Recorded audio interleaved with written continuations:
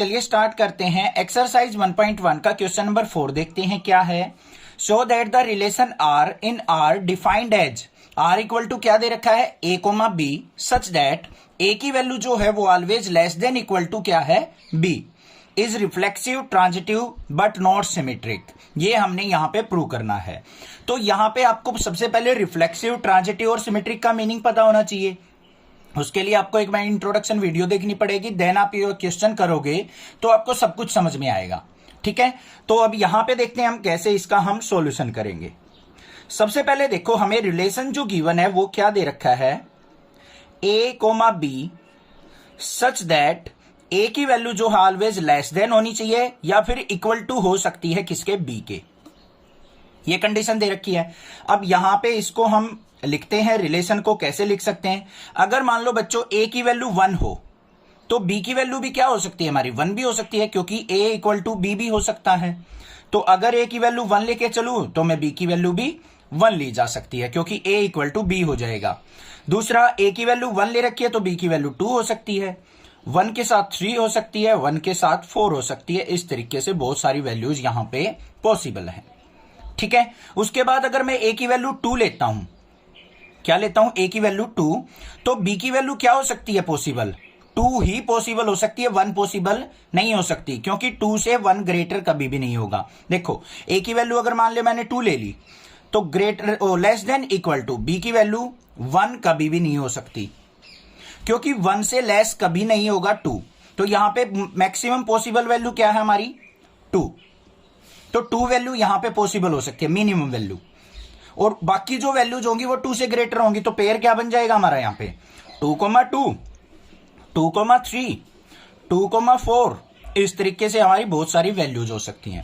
ऐसे ही हम 3 से स्टार्ट करेंगे तो 3,3 हो सकती है। 3,3 पे क्या हो जाएगा बच्चों 3 इक्वल टू का साइन यूज हो जाएगा, लेस देन इक्वल टू 3, मतलब 3 इक्वल टू 3 है ना। तो ये कंडीशन यहां पे बन सकती है, ये रिलेशन में पेयर हो सकता है। फिर आगे क्या हो जाएगा 3, 4, 3, 5, इस तरीके से ऐसे बहुत सारे एलिमेंट्स हो सकते हैं हमारे रिलेशन के अंदर। अब बात करते हैं रिफ्लेक्सिव रिलेशन होगा या नहीं होगा। रिफ्लेक्सिव में क्या होता है आपको पता है, अगर मान लो आपके पास ए कोमा ए, B comma B, C comma C, अगर इस तरीके के पेयर रिलेशन में प्रेजेंट है तो आप उसको रिफ्लेक्सिव रिलेशन कह सकते हैं। ठीक है, अब यहां पे ए और बी की वैल्यू की बात कर रहा है, तो ए की वैल्यू 1, बी की वैल्यू भी 1 है, ए की वैल्यू 2, बी की वैल्यू भी 2 है, ए की वैल्यू 3, बी की वैल्यू भी 3 है। तो इस तरीके की वैल्यूज यहां पे प्रेजेंट हैं। तो यहां पे क्या लिख देंगे 1,1, 2,2, 3,3 बिलोंग्स टू रिलेशन। ये वैल्यू रिलेशन के अंदर प्रेजेंट है। So this is reflexive, this is reflexive. अब ध्यान से सुनो एक बात बच्चों, सबसे पहले क्या होता है आपको यहां पे एक फॉर्म दी मिलेगी आपको रिलेशन की, उससे आपको एलिमेंट्स के पेयर बनाने हैं, देन अपना क्वेश्चन करना है।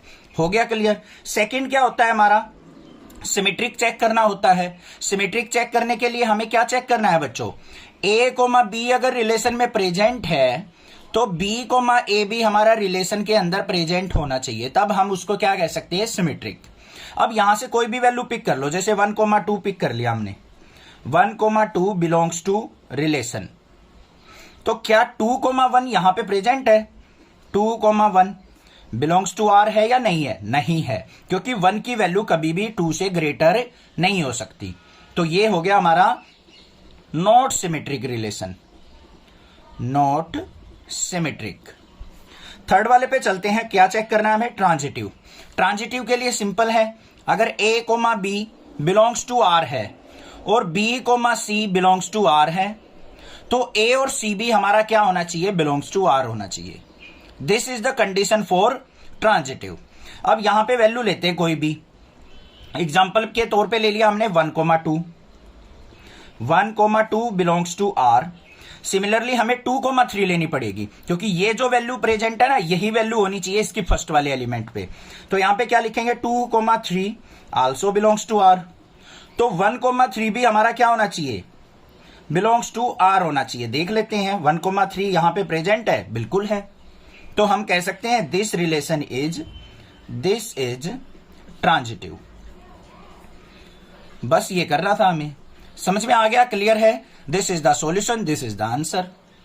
कोई भी दिक्कत किसी प्रकार की लगे तो आप मुझसे पूछ सकते हैं, अदरवाइज चैनल को सब्सक्राइब कीजिए, लाइक कीजिए और शेयर कीजिए। Thank you students for watching your channel. Next class.